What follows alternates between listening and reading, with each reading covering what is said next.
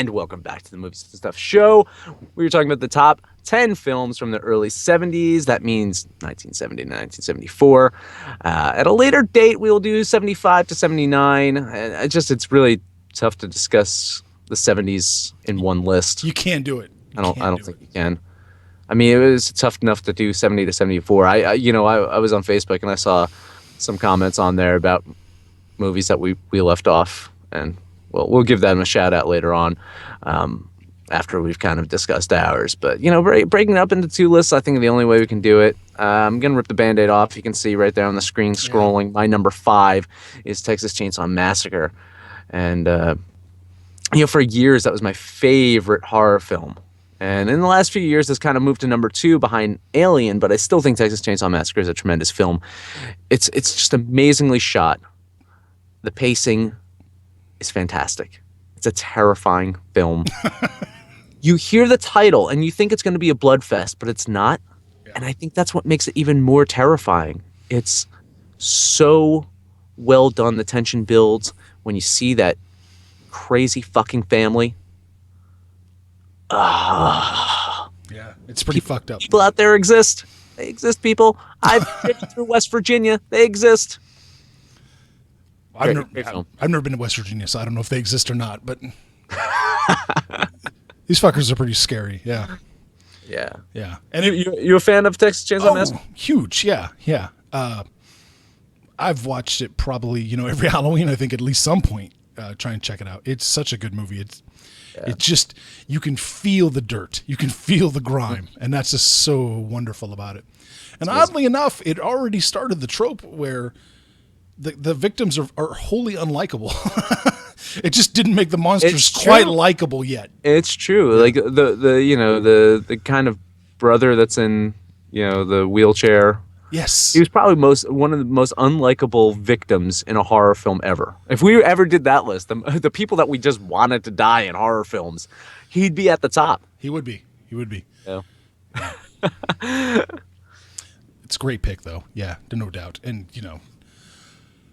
just people's reaction of fainting and and throwing up, just in theater and leaving. I don't know if it's true or if it was just marketing, right? But it just adds to the whole aura of the film. The aura, yeah, well, it does, yeah. You done? Yeah. Even though it wasn't quite a massacre, there was some Texas Chainsaw in it. So, all right, my number 5, The French Connection. Good one. Come on. Good one. I mean, I think I told you when I was coming up with my list or whatever, it's like, French Connection just missed. Like, it's really tough to not include this in a top 10. If we're doing top 10, you have to include French Connection. And it's great. Great film. Yeah. It's just Popeye Doyle. Gene Hackman is just so perfect in that movie, and it really captures that. And I'm going to say it again: the grimy feel of being a cop in such terrible conditions. It's wonderful, and it's got one of the most iconic car chase scenes of all time. I would say, if not the most, top 2, top 3. Absolutely. Like, I mean, it's just fantastic. It's one of those things too. It's like you see. Well, I've never seen them. You see movies like those car movies, the Vin Diesel car movies. Oh, Fast and Furious. Fast and Furious, and it's like people like the great car stunts and great still pales in comparison to what they did in French Connection. I mean, technology's better, the cars are faster, the cars are better. Doesn't matter. French Connection did it better. Well, the cars are faster because they've got them tricked out on nitro. Give me a car from the 1970s that weighs 2 tons versus any car now. Well, that's how you get through a show. You're just tricked out on nitro. That's true. Or Monster. Whatever. Ha. Yeah. Fuck you, Leo. It's still more powerful. But yeah, French Connection, everybody. If for somehow you have not seen it, you have to see it. If that's even possible. All right. Ready? I'm ready. Let's do my next one. And my number 4 would be Chinatown. Forget it, Abe. It's Chinatown. Yeah, how could you not? And I first saw this film back in high school, and I just absolutely loved it. And I'm not one of those Polanski forgivers. I'm not one of those guys that like, oh well, he was a great filmmaker, so I don't like that. Let's just take that out of the equation right now. Talk about just the film. He made a terrific film here. It's a great mystery. It's a great noir. Nicholson, Dunaway, just fantastic performances. I love the twists and turns. It's just stylistically, it looks like it's a great looking film. The sequel, you don't have to watch the sequel. The two Jakes. You don't have to. I never have. Yeah, you don't need to. There's no need to. Let Chinatown live in its own little awesome universe because a great film. And it's kind of not loosely based off of, but kind of surrounding a real story about California and it's cool. It's that time period was just really great to look at and Yeah. it's You're right on, though. That's the brilliance of Chinatown. At least part of it, in my mind, is not about money. I mean, it is indirectly, but it's about water. yeah. Yeah, that's genius. Yeah. Right. And in many ways, like I feel like it's this movie's kind of almost related to Who Framed Roger Rabbit, and I grew up loving Who Framed Roger Rabbit, and I feel like a kindred spirit between Who Framed Roger Rabbit and Chinatown in regards to the style and the look of it, and then just not a similar story, but parallels and things like that. Yeah. When I first saw Chinatown, it was well after I saw Who Framed Roger Rabbit, I was just kind of like, this kind of feels like Who Framed Roger Rabbit to me. and of course, like Chinatown was out a little bit before Who Framed Roger Rabbit, so I guess that should get there. But I like those kind of like mystery novels, and I like those kind of like detective type things, and this one's just really done, and it just unravels different things as it goes on, and it does. Yeah, the big reveal, of course, is a big kind of like shocking moment. Yeah, we're not going to spoil great film. 45 No, year old movies. I don't Yeah. want to. Well, Yeah, I yeah. mean, we could spoil 45.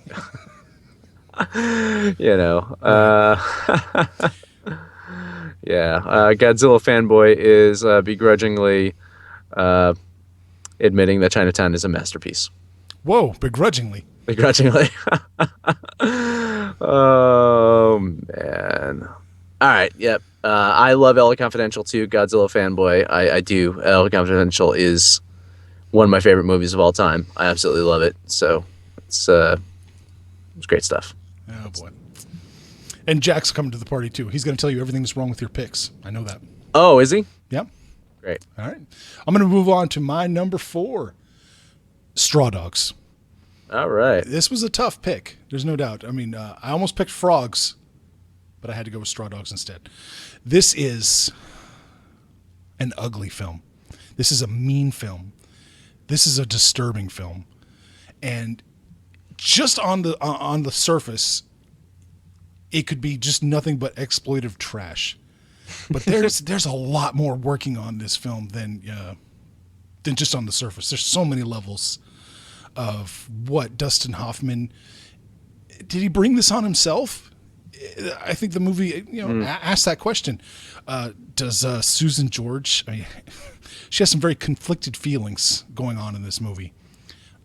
Fascinating piece. I don't want to say anything because I know this is. I'm sure a good portion of you have not seen it. Trigger warnings, everybody. I usually say that mockingly. This movie actually is a trigger warning. Watch it very carefully if you're going to do it, because Peckinpah doesn't pull any punches. He's one of my favorite directors. I think he's one of the most underrated directors. I think Wild Bunch is probably the second best Western ever made, if not the second best movie in the 60s ever made. Peckinpah is brutal and he's unflinching. And yeah, if you want to be disturbed, you should watch this movie. Yeah, it's something. Yeah. And honestly, you talking about Peckinpah right here made me realize that I missed one on my list. Oh shit! Would you?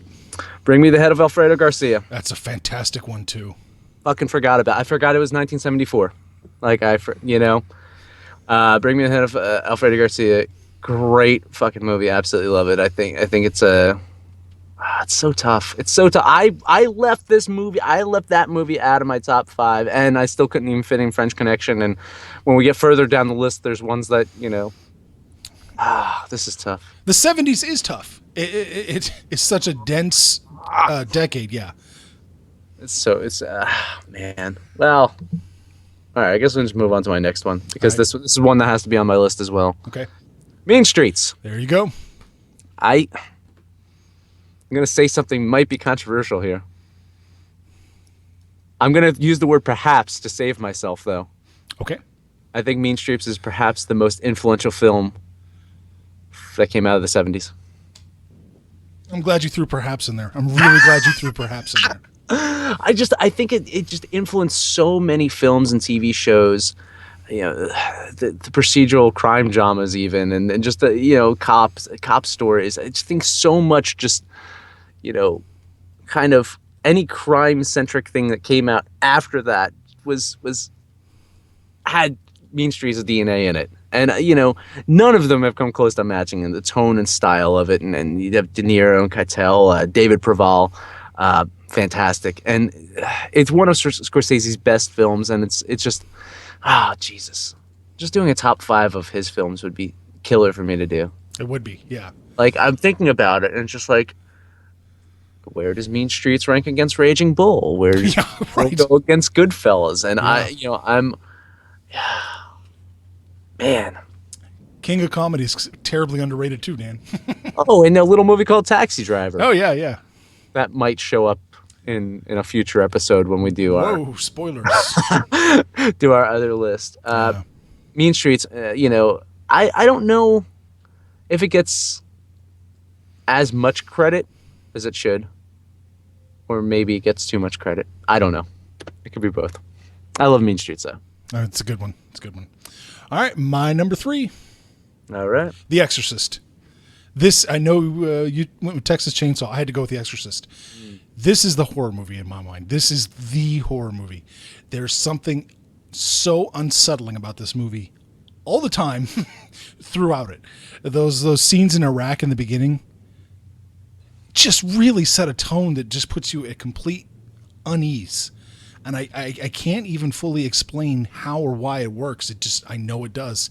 You're unsettled throughout this entire film. And then it just gets worse and worse and worse.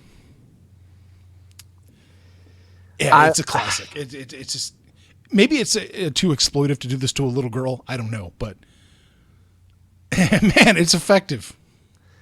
Yeah, I'm really torn on The Exorcist.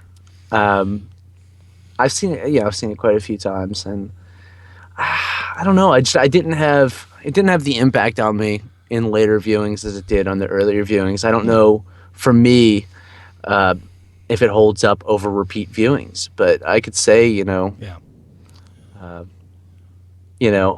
think there really is this whole, from a religious standpoint too, and I think you probably grew up a little bit more religious than I did. Yeah. I think there's that kind of connection with the fear in a way, and I think there is so much fear that's inherently built into religion, and it's kind of a shitty thing to say, because it's like, well, you have the devil, you have these demons, and you're essentially possessing this little girl with the devil, I think that's the impact of it too. And it's not a bad movie. I don't think it's well made. It's well acted. It just didn't have the impact for me over repeat viewings that I would think that it should have. Oh, I don't know about that. I think horror and comedy, I think, diminish their impact from right out of the gate. Once you see it once, I think they definitely lose their impact. I don't say that about Texas Chainsaw Massacre. Really? No, oh, no. I mean, I think Texas Chainsaw Massacre to me feels the same, maybe even a little bit more terrifying as I get older. Fair enough. Have seen West Virginia. Keep going back to that. West Virginia is a beautiful state. Don't get me wrong. Driving through the mountains of West Virginia, absolutely stunning. I did a road trip once from Jersey down to Kentucky and drove through West Virginia, and it was beautiful. But then you start driving and you look into those woods and you see like things moving around in the woods that they're not bears that's living back there. I think Deliverance is more your fear than Texas. I think Chainsaw. so. I think so. I think they're interconnected in a way. You know. Poor No, Nick. I mean, yeah, I'm good with Exorcist though being on the Yeah. list though. I'm not going to complain about that one. All right, here you go. Clockwork Orange. I mean, it's tough for me not to have a Kubrick film in every decade up until the 90s. Like honestly, like I'll throw if we ever did a best films of the 90s, I'd throw Eyes Wide Shut in there. You know, it's like Kubrick's the man, and this was my introduction to Kubrick. Strangelove's my favorite. I mentioned that before. 2001, I think, is Kubrick's best made film. Clockwork Orange, though, it's just one of the best films ever made.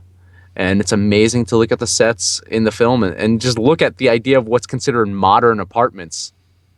You know, you think of like, you flip through like an IKEA magazine of what's a modern apartment, and it's just the set from Clockwork Orange. So that's really it. There's no difference. Yeah.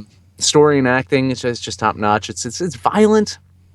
It's disturbing. It tackles a lot of social and political issues. You know, it tackles problems with youth. It openly mocks psychiatric issues and how they're treated. Like it just gives a big FU to like the idea of like, you know, in a way like medicating the troubled youth or, you know, shocking them or whatever. It just really just says fuck you to that. And I think it's such a wonderful soundtrack. I think some of the most memorable images ever put to film in Clockwork Orange. I mean, Singing in the Rain. Yeah. Singing in the Rain. Making, you know, a rape scene like that to be just etched in your brain forever, but not because of the rape. Because of the song. It's because of everything else going on in it. Yeah. It's a horrifying in a way. Like it's really absolutely. terrifying. Oh yeah. Oh yeah. It was a little bit seeing the future a little bit with such jaded people casually committing violence against each other. And the songs are all just remixed into electronica. If it was a coffee bar instead of a milk bar, it would have been spot on. Yeah, see? Yeah. You're right. You're Yeah. totally right. And well, I mean, you know, you drink your coffee black though, right? I do drink my coffee black. So I can't even say coffee, milk. It doesn't always go together. No, it doesn't always go together. Yeah. But no, you're right. It's a fantastic film. McDowell just knocked it out of the park with that. Just tremendous. Kubrick he was really on his game at this point in his career. Yeah. Yeah. It's you know, again, I appreciate that this was my first one. I was 13 at the time Yeah. Wow. when I saw Clockwork, and I think great story too. We mentioned it on the air on my old podcast. My old co-host Nick actually convinced our high school history teacher to show this in a class. Like it was like end of the school year, and we were just like, "Oh, anyone have a film to put on?" He's like, "I do." And we watched all of Clockwork. And the fact is, it had to be split up over like 2 class periods. So we watched it one day, and then finished watching it the second day. Oh God. Oh yeah, it was great. It's fantastic. Excellent. All right. Moving on. Number 2. Aguirre, The Wrath of God. This is it, man. This is a fantastic movie. Basically, it feels like if you took it feels like a Werner Herzog documentary. He just basically took a camera crew down into the 1500s with Spanish conquistadors and watched them try and just navigate through this horrible environment. They're just not, they don't belong there. They shouldn't be there. Just dragging along all their equipment and their slaves, just searching for, you know, whatever they can find, gold. I mean, it's just horrible. But it really makes you feel like it's there because of the low-tech way they shot it. You know, just a handheld documentary feel. Tremendously acted, tremendously shot. It's just a wonderful film. Have you seen it? I haven't seen it. shamefully, not very. I can't say read up, filmed up on Werner Herzog, and Yeah. I would like to correct that. I know that this is one that is really great, and I've seen a lot of great things about this film. Yeah. I do want to see it. I kind of want to really well, I've mentioned this a couple of times. That's the beauty of our show is we can watch these films. So maybe We can. we'll add it to the list. We'll find a conquistador to talk to. Yeah. I can't even tell you that I'm a huge Herzog fan, but this one just really connects. Yeah. Yeah. All right, we'll move on. Drum roll. This is it. See, Godfather Part 2. There you go. My number one. I got to see this during a summer showing at the AMC 25 in New York City about 15 years ago. So I got to see it on the big screen. It's such a memorable experience. It's one of those movies that I think you kind of have to see on the big screen to really. I don't say you have to see it on the big screen to really appreciate it for what it's worth, but it's one of those things that when you see it on the big screen, it just makes it even larger than life. Like I saw Citizen Kane on the big screen, and as great as people say that movie is, seeing it on the big screen makes it even better. And I think like the Godfather films, 1 and 2, those are the only two Godfather films. 1 and 2, yeah, you see them on the big screen, and it really just makes it, so much more special. And I love the backstory of Vito Corleone and Godfather 2. I think the parallels to Michael's rise to running the family business. And I mean, De Niro puts forth yet another amazing performance. Would you say that De Niro is the best actor from the 70s? No, I'd say it's Gene Hackman, personally. You think Gene Hackman? But De Niro's right there, too. Yeah. I think. You had Mean Streets, you had Taxi Driver, you had Godfather Part 2. I mean, De Niro was hell of it. I mean, it's hard to argue. Gene Hackman's great too, but Right. looking at De Niro now and doing those bad grandpa movies, it's just like, De Niro, why? I know he's got to eat and all, but still. Yeah.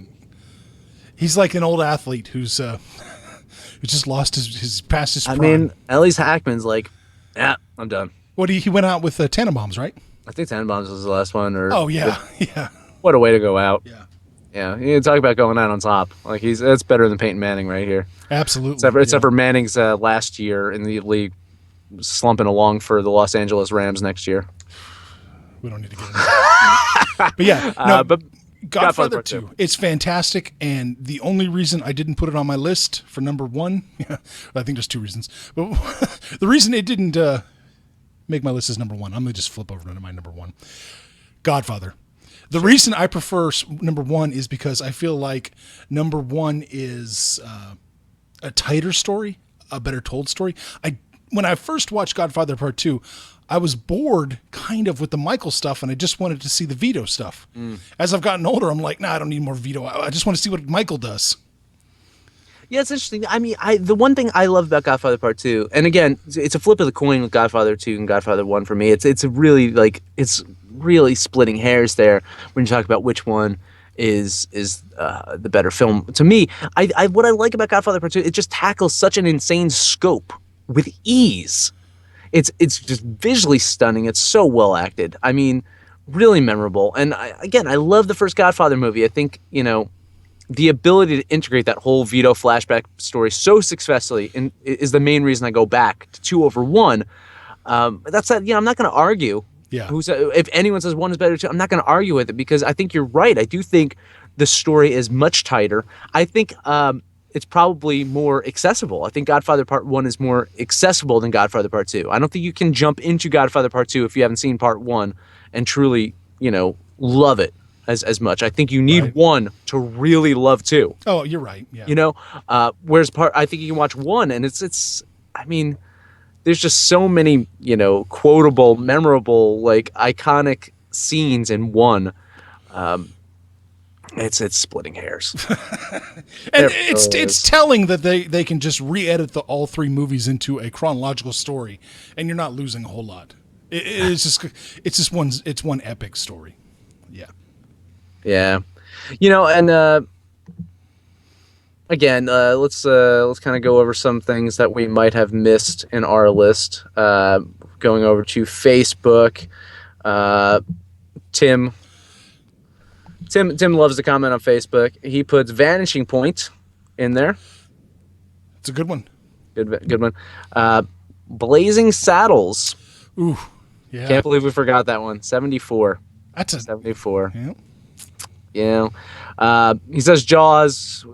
Jaws is 75, so there's still time for us to talk about that maybe. But he says Vanishing Point is a great chase movie with a weird, trippy ending that I still don't understand. I guess it's bleak 70s cynicism.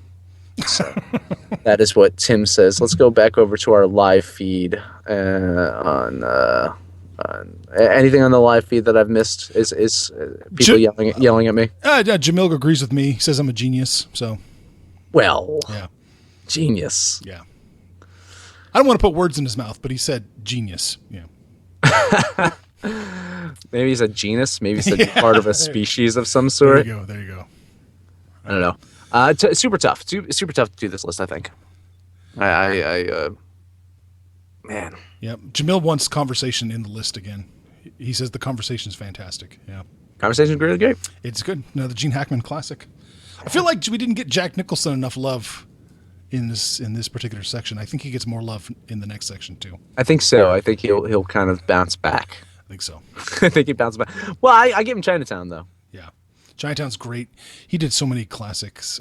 Cuckoo's Nest, the Last Detail, just fantastic stuff too from him.